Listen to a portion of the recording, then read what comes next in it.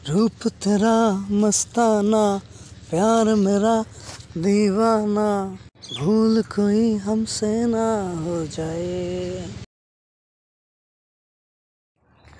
ভুল জিনিস দেখা, ভুল জিনিস নিয়ে চিন্তা করা, ভুল মানুষকে পছন্দ করা, এই ভুলের ভিতরে এই জীবনের অর্ধেকটা সময় চলে যাচ্ছে। আর একটা গুরুত্বপূর্ণ বিষয় হচ্ছে ভুল থেকে চলে আসে নেগেটিভিটি।